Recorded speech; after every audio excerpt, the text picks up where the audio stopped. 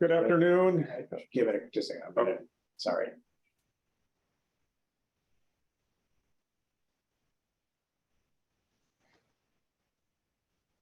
The folks are starting to come in.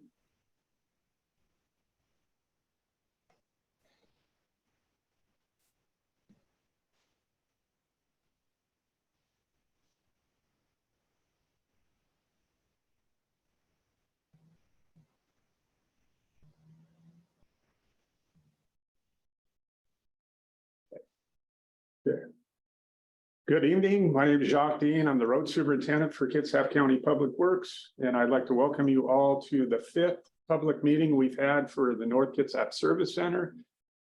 This meeting will inform all about the construction phase of the project.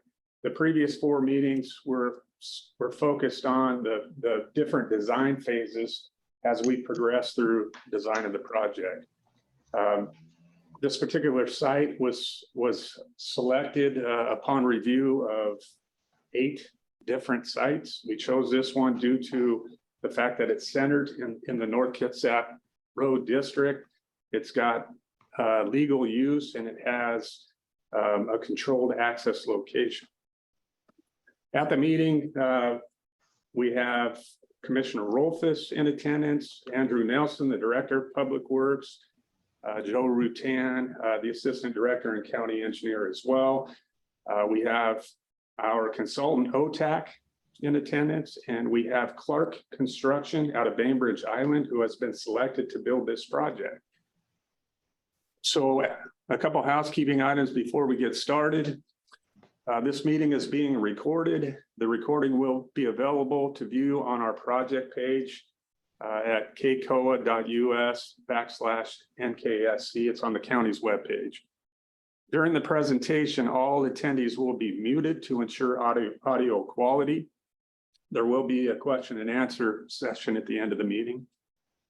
As far as ADA requirements, there will be interpreter and translation services for non-English speakers and accommodations for persons with disability are available upon request. You can contact us. The numbers here on the screen if you or anybody that you know of needs those services. As far as Title VI for public involvement, Title VI of the Civil Rights Act of 1964 requires Kitsap County Department of Public Works to ensure that everyone in the affected project area has a chance to be heard and to respond to transportation programs and activities that may affect their community. To help with that, we ask that you voluntarily provide us information about your race, ethnicity, and or gender. You are not required to disclose the information requested in order to participate in this meeting. To voluntarily provide this information, follow the link shown. And as I mentioned before, there will be a question and comment period at the end of this meeting. There's a couple ways for you to chime in. For internet users, you have one option is to ask the question verbally. So we'll ask you to click the hand, raise your hand, and we'll select you to speak. Your microphone will be turned on at that time. And option 2 is to type your question in the QA dialog box. For call-in users, please dial *9 on your keypad to signal that you would like to comment. The last 4 digits of your call-in number will be announced at the appropriate time. Please state your first and last name before speaking. So with all that being said, I'm going to turn it over to Jeff Massey with OTAC. He's the consultant on this project. Thanks, Jacques. Jeff Massey, project manager. So Jacques, here's what the agenda is this evening. So Jacques did the introductions. For those of you who may be new to this project, we're going to do an overview of the project to describe what the project is all about. We'll talk about our process to date. We'll also talk in more depth about the permitting. I'm going to turn it over to Clark Construction to talk about their construction phase. And like Jacques said, question, answer, or comment period towards the end. So next slide, please. So really, this project has 2 main purposes. One is for road operations and maintenance, and the other is for household hazardous waste collection facility. So I'll kind of build on these different bullets here, but the road operation facility includes this maintenance and administrative shop building. Covered parking and storage is another major element, as well as bulk material storage, which I'll describe a little bit more. For the household hazardous waste collection facility, it provides year-round collection of household hazardous wastes. It also has a reuse shop for people to reuse things that other people that wanted to get rid of. And those materials are going to be packaged together and then stored until the county's vendors come and do ultimate disposal. Next slide. So what are road operations? Jacques in charge of it for Kitsap County. Includes things like street sweeping, snow and ice removal, that's depicted in the upper right, vegetation removal, pavement preservation. And there's also things that, smaller activities, signage, striping maintenance, guardrail, basically maintenance and operation of all the county's road assets. Next slide, please.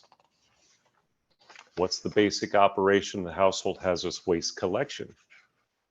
Things that shouldn't go into the normal waste stream. Household hazardous waste, including things like batteries that you see, cleaning products, fluorescent light bulbs, old gasoline, oil, that type of thing, pesticides. What is not accepted are items that are best processed by other folks who are best prepared to take care of those things, such as TVs, monitors, computers, those types of things. Next slide. So this depicts the schedule that we've gone through. The county basically hired us to do the design and permitting and environmental review starting back in early 2001. You see a Gantt chart here, but way back in 2001, we did start the data collection analysis phase. And I'll go through some of these tasks in more detail in a future slide. We went through the site planning phase, and then we go through the more typical 30, 60, 90, and final design.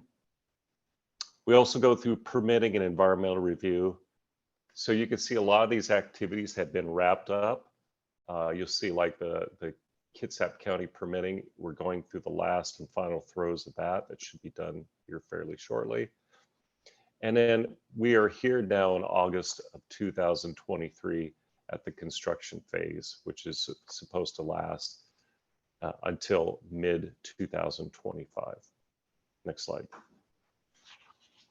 So the completed phases, the data collection analysis phase, that included things like getting the topographic survey, getting geotechnical information to help us design the stormwater facilities, the foundations for the buildings and other structures, the pavement.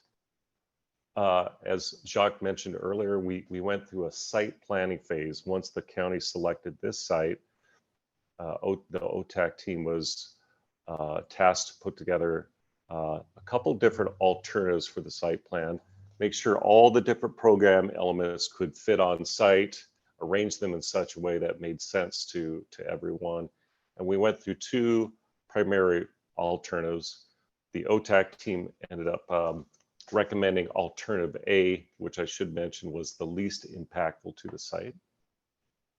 Then we went through the 30% design phase, which included putting together the plans, the specific plans that would ultimately be used for constructing the project. We also went through a design report that hashed out major design options and cost estimate and those types of things. Then for the 60, 90, and final design phase, that included not only the plans, but the specifications, basically prepares the contract manual for which Clark Construction to successfully bid, I should say, and ultimately construct this project. We also went through the State Environmental Policy Act environmental review. Next slide. So I wanted to show the site plan, and I think Jacques is going to point at some of the different features here. But this really, a picture is worth 1,000 words. So I rattled off a few bullets here. But if you look at the right side of the page here, to the right is north. So you see the large structure here on the north end. That is the road operations facility building. It's about, I'll get into the square footage in a minute here, but it's a large building, and adjacent to Bond Road is covered parking and storage. If you wander towards the bottom of the page a little bit more, there are program elements that include brine making, salt storage. We've got a vehicle wash. We've got a fuel station. And then we have bulk storage bins for bulk items, including sand and gravel. So towards the upper part of the page, or the southwest corner of the site, we have the household hazardous waste collection facility with the building itself. You notice there to the right is a place for vendors to not only bring supplies, but haul off the waste for ultimate disposal. And things that are common to the entire site, you'll notice that all the trees there on the upper, I should say lower right, you see a stream running through there, and that stream, a small wetland, and 150-foot buffer on each side of the stream. That is a critical area that will be maintained as existing forest. You also see vegetation kind of in the middle, and that's a lower quality wetland with a 50-foot buffer. Again, all that vegetation will be kept as is. For stormwater facilities, we have about 3 ponds that are dispersed around the site for both water quality treatment and flow control. And then a more mechanical type system is a large detention vault that is located where Jacques is pointing. And there's a water quality treatment vault, oil water separator. So the purpose of all these stormwater facilities is to clean the stormwater to state and county standards, and also limit the release of the flow of the water back into the stream to pre-existing conditions or pre-development conditions. There's a bit of impervious surface that's being introduced with this project, but we want to emulate pre-existing stream flows by detaining this water and releasing it more slowly. A lot of the site is going to be fenced. There's a lot of grading that needs to go on to provide the relatively level surfaces necessary to access different program elements on the site. And to help with that grading, we have designed a few retaining walls, including like the eastern perimeter of the site, as well as the southwest corner down by the household hazardous waste collection facility. Next slide. So this is the road operations facility building. This is an artist rendering prepared by our architects. So the site of this building is a little bit less than 18,000 square feet. That includes a bit of storage on a mezzanine, but I'm going to go kind of towards the left and work my way to the right. So this has got quite a few elements to it. Towards the left are offices for supervisory staff, at least road maintenance and operations. Towards the back, which is, you can't see, is the locker room facility. And then that building that Jacques is pointing towards is a multi-purpose room, place for training to occur, for the county workers to be mustered before they go off and do their tasks during the day. And as you work your way towards the right, there is tool storage, tool repair, and then it starts getting into the realm of the mechanics area. So places for parts storage, offices for supervisory staff. And as we get to the right, you see this unique sawtooth roof shape to it. So that has a couple purposes there. It looks interesting for one thing, but the vertical portion of that sawtooth roof has translucent panels to let in lots of natural light, which is a big goal, not only for the workers' well-being, but also to save on costs for lighting. And then you'll see the diagonal part. If you look towards the right, there are some solar panels. It depicts solar panels. That is to offset the energy costs for this facility. Then you see the large doors that enter into the heavy maintenance bays to maintain the large equipment and vehicles that the county needs to operate and maintain these road features. And I guess I could mention some sustainability aspects. I already mentioned the translucent panels, the solar panels on top of the roof, but you'll see these large windows within the heavy maintenance doors. There's things such as heated floors in the heavy maintenance bays, low flow plumbing fixtures, LED light fixtures, drought tolerant natural plantings around the site. Okay, that describes that. Next slide, please. Now here's another artist rendering. It was put together by our landscape architects. It shows a white building, but if you can sort of picture that white building, the same color scheme as the previous road operations facility depiction. But I think this is a good depiction of what the customers will experience coming into the household hazardous waste collection facility. There's 2 lanes of travel, 2 lanes of parking underneath this covered awning, so people can take their household hazardous waste out, be collected by county staff, brought into the facility, sorted. There's also a bulking room within there so materials that it's more efficient to bulk those materials together. Say, for example, old gasoline that can be bulked into 55-gallon drums and more efficiently transported for ultimate disposal. So much like the road operations facility building, it's got places for supervisory staff, offices, locker rooms, break area, and a lot of the square footage of the building. And by the way, the square footage is about 9,500 square feet.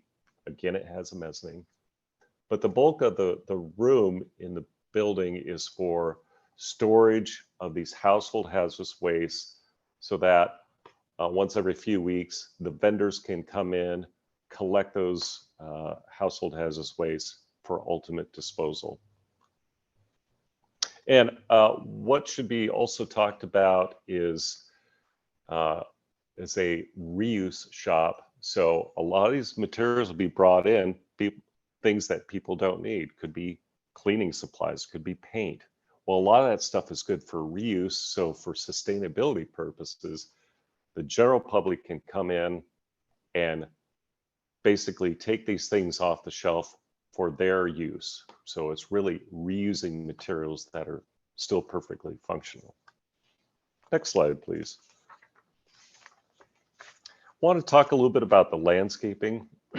So if you look at the exhibit in the upper left, what this is depicting is the buffer that goes along Bond Road, otherwise known as State Route 307. So what it shows is that there's, by code, is required a 30-foot buffer between the property line and any structures. So what it depicts on the right is the covered parking and storage. And you notice that there's screening that is provided along that vertical wall.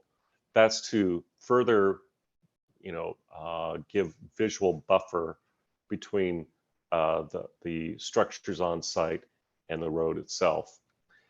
And whatever trees that don't need to be removed because of construction and are healthy will be kept, but there's going to be a lot of additional trees that are planted. And what you see on the right is all different types of trees, shrubbery, ground covering that will be planted in this buffer area and other places throughout the project site. So the rendering on the bottom left, again, this was put together by our landscape architect. It really shows what a mature landscape would look like. Shows a large island that traffic can circulate around, have space for queuing, and it shows kind of the scale of the road, the landscaping, and that type of thing. Next slide, please. So in terms of permitting, I categorize the permits into these three categories: permits that have been acquired, permits that have been in process and are soon to be garnered by the county team, and also permits that need to be acquired by Clark Construction because of industry standards or efficiency reasons. So I won't go through all these, but in terms of the acquired permits, there is no sanitary sewer available. So the OTAC team designed an on-site sewage system and got that permitted. We also got a conditional use permit from the sister agency of Public Works, in this case, Department of Community Development. Community Development issued a determination of non-significance after we prepared the environmental review documentation. We do need to connect to the culverts that run underneath State Route 307. So Jacques got a general permit from WashDOT. It's not necessarily a permit, but we do have a water availability letter to show that we have the necessary utilities to operate this facility. And there is a ecology general stormwater permit. Permits that are in process are primarily building permits, again, from the Department of Community Development. We applied for these quite some months ago. We've addressed first round comments that we received. We've also addressed second round comments, and we expect any day for these building and mechanical permits to be issued. So some of the permits that need to be acquired by Clark Construction are things that, you know, the details haven't been worked out during the design phase, things that are specific to the items that are going to be supplied by Clark Construction, things like anchorage for racks or metal guardrails, handrails, those types of things. It's more efficient sometimes for the supplier to design structures such as salt storage or the vehicle wash structure that goes over the vehicle wash. And it's generally required by industry standards for the fire systems supplier to provide the necessary permit and design applications for fire systems such as alarms, sprinklers. There are some overhead cranes in a couple of the structures. And the structural earth walls are generally best have the final design, proprietary design done by the contractor and their suppliers. Next slide, please. So with that, I'm done with my portion. I'd like to turn over to Clark Construction for them to describe the construction phase. Thanks so much for having us here. I'm Ashley Oaksmith, Business Development and Marketing Manager for Clark. And I'm Stephen Reistroffer. I'm a project manager for Clark. And before diving into logistics, I'd like to just spend a couple moments introducing Clark to everyone, those that maybe have only heard our name. Next slide, please. We are a female-founded commercial construction company, general contractor, that has been serving Kitsap County for over 17 years. There are about 100 of us here at the company. Quite a few of us are owners of the company, and we have a construction management division as well as a direct labor division. Many of us most of us live in Kitsap County, many of us in North Kitsap. I know myself, I'm about 3.5 miles away from this job site. Our founders here, our president's here, and so we're very much a part of this community and live and work here. We're employee owned, and about 40% of our company are women, minority, underrepresented groups in the construction industry. So a little bit about us. Next slide, please. We stand by our company values of integrity, which is, shows up in the quality of work, how we communicate, and how we run our company and our jobs. In stewardship, care of the job site, being trustworthy, diligent, care of the land, being responsible, and sustainability. Recycling, we have electric vehicles. Most of our vehicles are electric. Next slide, please. We use sustainable building practices on all of our job sites, whether it's required by the job or not. And we have LEED and ILFI certified professionals in our company. We care so much about our community. We give back, we volunteer. You'll see us out at community events. We very much, this is home to all of us, and we very much care about Kitsap County and taking care of the county and helping it thrive. And we value partnerships with our clients, the architects we work with, and our trade partners, subcontractors, vendors. We very much care about those relationships and sustaining quality, respectful, communicative relationships. So that's just a little bit about our company. And now I'll pass things over to Stephen. Thanks, Ashley. So a little background about the team that is going to be running this project. I'm Stephen Reistroffer, the project manager. Been handling complex projects my whole career. I've focused a lot in the civil phase of things and dealing a lot with SWIP administration. So that's dealing with the stormwater coming off construction sites.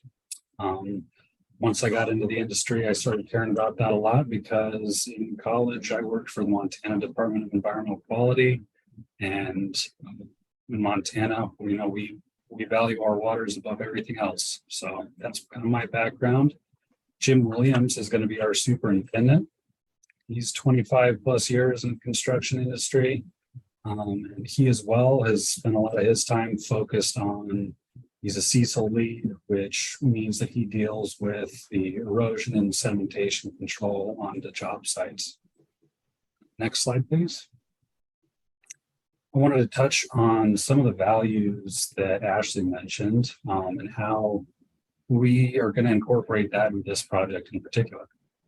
Integrity, we like to be very transparent with our processes, our plans, and we definitely like to make good on our word, whether that's to the community, the clients that we're serving, and especially our trade partners, the ones that are helping us execute the job. Stewardship is another really big thing for us. Like Ashley said, this is our backyard. We've probably got 12 employees within 5-minute radius of this job site. So we are going to treat it like our backyard for sure. And sustainability, I mean, in all of our projects, we make every effort to utilize recycled materials, and we also closely monitor our water usage and electricity usage, not just for our own efficiency and profitability, but because that we know that has an impact on the environment as well. Next slide, please. I'd like to talk about some of the real specifics of the project now. Next slide. So we plan to have working hours 7 to 5 p.m. Monday through Friday, except holidays. Our employees, we like to have that work-life balance. So we're always going to be observing government holidays, everything like that. Traffic impacts, we actually don't anticipate too many on this project. Bond Road will be the main one impacted. Connecting some of the water utilities along there, and right at the set out, we'll probably have a little bit of an impact when we're setting up our security fencing. Gunderson, might there be some increased traffic because of trucking coming and going, but we think there's enough room there and enough visibility that this won't impact traffic in general too much. And on Rova, little to no impact expected. We're actually staying away from that part of the property for the most part. Project in general is going to span 400 working days, which puts us completing the project in March of 25. We're going to be getting going in the next week or so on the initial activities, mainly the erosion control and clearing of the site in general. We anticipate the building structures themselves to be complete in summer 2024, and that's the majority of the heavy equipment use, cranes, and the really loud stuff that's going to be impacting the neighborhood, the more noticeable construction activities. Our housekeeping policies, we like to keep our job sites clean so that there's no debris being tracked or blown by the wind onto the neighbor's property, highway. We will be street sweeping, if at all necessary, along the county road that we're accessing the site through, and cleaning all of our erosion control measures to make sure that we're not having an impact on any discharge going back into the natural waterways. All of our concrete cleanouts, we're really diligent about that as well, and we expect our subcontractors to be. So all our concrete cleanout will be removed from the site, used for recycling.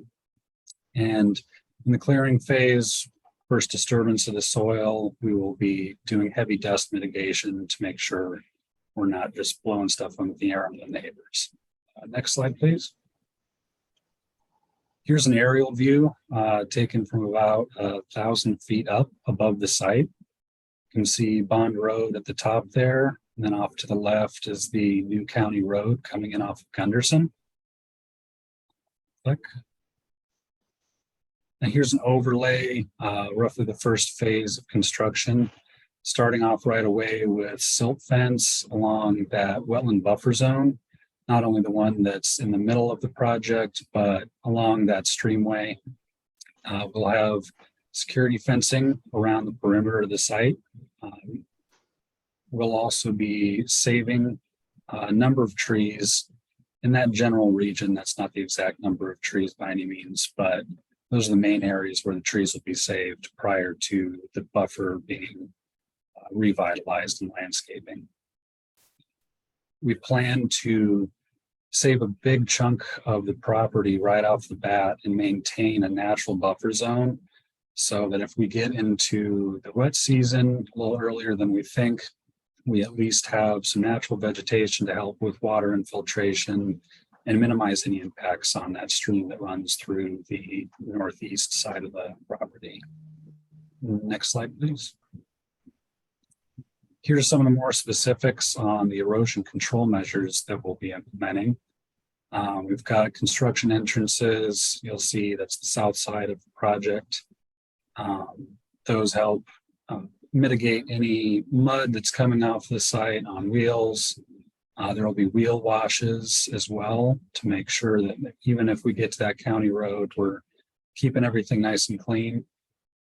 A silt fence, like I said, around the eastern portion of the property. So that bottom edge there, and then around the wetland that's in the middle as well. We also have diversion ditches that will be directing any water that falls onto the site toward sedimentation ponds, which helps slow down the water, let any sediment fall out.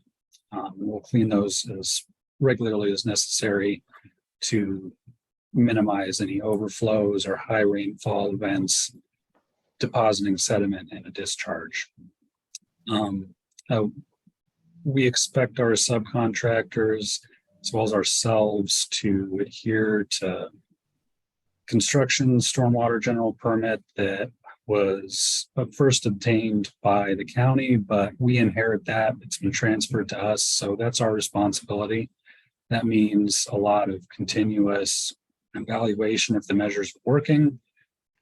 Each storm event, each rain event, we're going to be evaluating where the water is actually flowing and implementing any measures necessary to mitigate those discharges. Next slide. Talk a little bit about the phasing of the project. I've already talked about the site work and the grading a little bit. Our main focus is going to be the road ops facility right off the bat. It's the largest structure, has the most complicated build to it, and then we'll be able to work our way off the property through the household hazardous waste facility. After that, and kind of in tandem with the interiors of the building, all the maintenance equipment being done, we'll focus on the site amenities. It's a tight working window that we're working with, but we think we can execute it by keeping things going at an efficient pace. A lot of things will be happening all at once, but there's a good amount of time to be able to handle things efficiently. Finally, we'll close out with the landscaping, that's seeding, the buffer restoration, There's a sizable amount of landscaping on this project to help with that infiltration, like Jeff talked about, and to restore site to its natural condition as we possibly can, and make sure that any water has been treated, taken care of before it discharges back into an undeveloped area. Next slide, please. This is our preliminary schedule for the construction activities. Just a little more detailed timeline. Obviously subject to weather and acts of God, but all things going to plan, we should be into the concrete phase of things roughly November, October. We will be finished with the majority of the heavy equipment, the rough grading and trucking by mid-October. And that's really the biggest traffic impacts.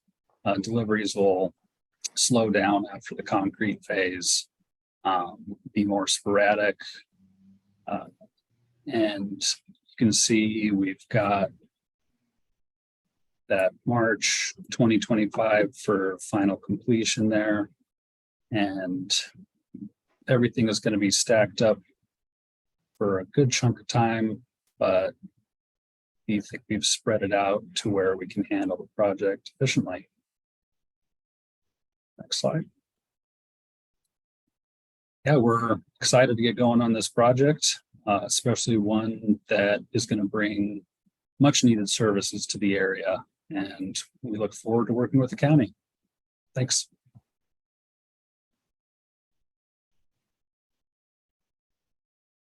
Okay, we'll be moving into the construction or the question and answer phase now. So if you have any questions, now's the time to ask them. Okay, we're going to go to the question and answer box. We've got a question for Jeff Massey.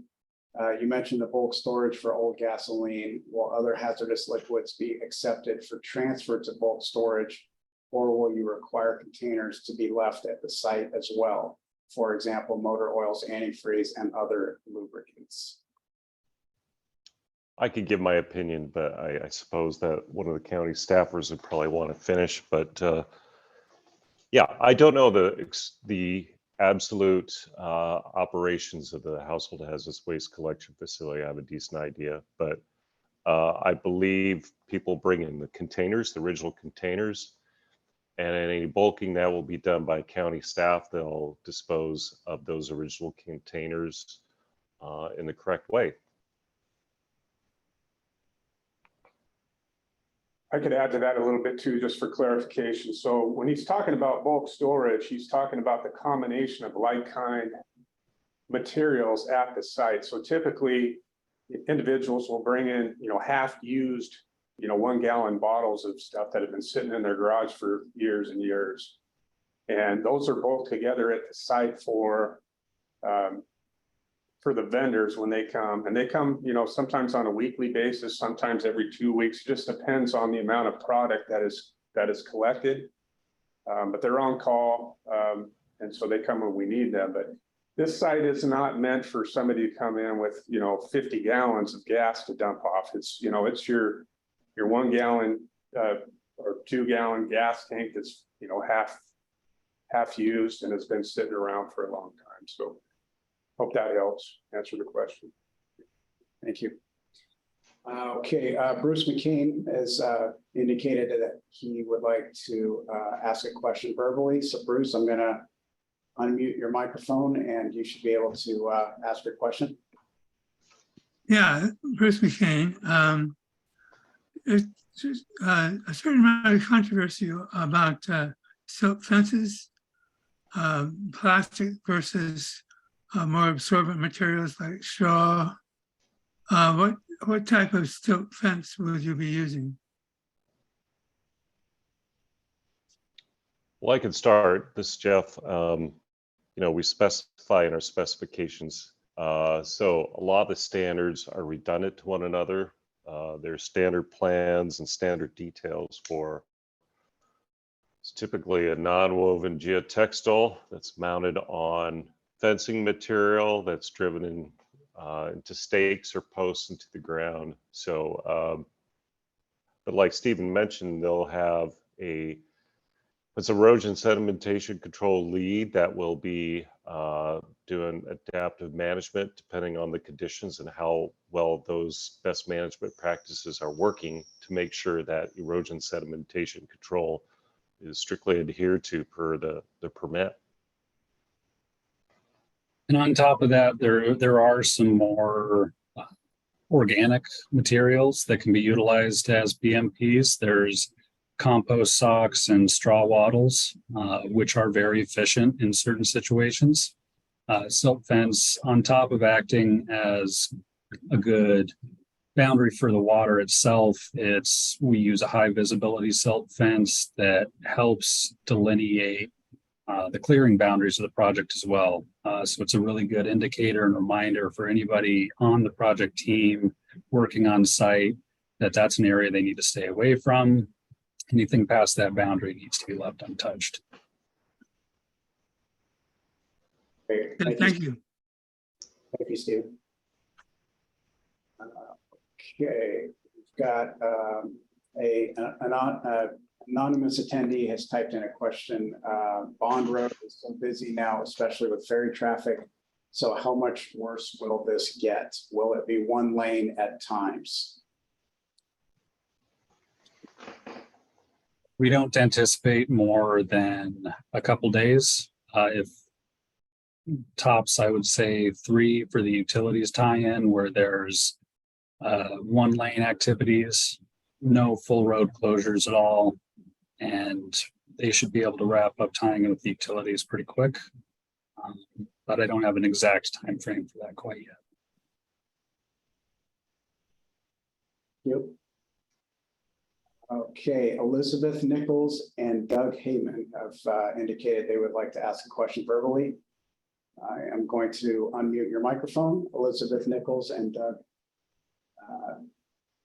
Hi, yeah, this is Doug. I wanted to sort of dovetail with what Bruce asked about. Specifically, we had dealt with an issue in Kitsap County near the Arborwood where they put in a 1/4 mile long silt fence, and it was near a wetland. And what it did was impact amphibian migration from upper lands that were dry for them to get back to their natal wetlands for their reproductive cycle. So just curious if you're taking anything into consideration along those lines. And that's why it's important to have these things that protect, the silt from going into the wetlands, but also something that's going to allow that migration for the amphibians, especially since you have a wetland in the stream. That's what I was curious about. Thanks. I could speak to that, Steve. So on Steve's presentation, he showed that silt fence running continuously all along that east line. And that is not going to be the case. It makes no sense to put silt fence at the top of a hill. Silt fence will go in, where you have, where water would naturally flow because of the grade of the land. That's where the silt fence is effective. And so there will be gaps in the fence where it's not necessary to control silt and erosion. So it will not be a continuous run of fencing.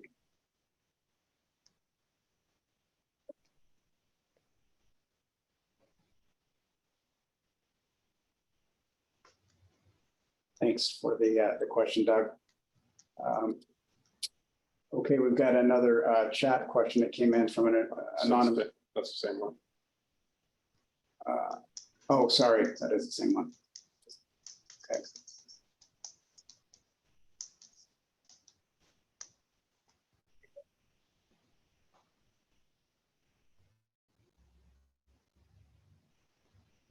Oops.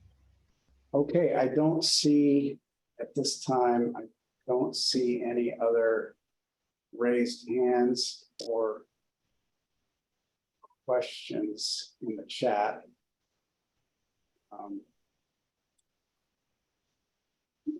Let me just double check that. I'm sorry, we've got a hand here that just came up, and that's Lisa. Lisa, I'm going to go ahead and unmute your microphone. Lisa, go ahead and ask your question, please. Can you hear me? Yes. Because I'm sorry, I cannot hear you. I must be having audio problems, so if this can get typed out on the screen, I'd appreciate it. I just want to know, for the perimeter fence that's going to be going around the buildings, is any of that crossing the stream, or is all of the fencing on the west side of the stream? All of the fencing's on the west side of the stream. By at least 150 feet, correct? Correct. Thank you. You're welcome. Thank you for the question, Lisa.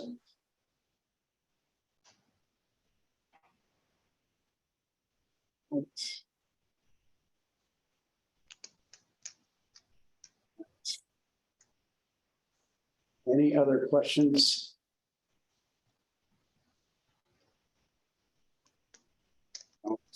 Don't see any. As soon as I say that, somebody else. A question. So at the moment, we don't have any other further questions. I'm gonna go to the next slide, which is our contact information. Okay. There we go. And so here's the contact information for Jacques and myself. I'm the Ira O'Neill, the outreach coordinator. Also have the project website here. A lot of information can be found on that website. That's where we will also post the recording, the Zoom recording of this meeting, as well as this PowerPoint presentation. So let me just check one more time to see. Got any other questions? Whoops.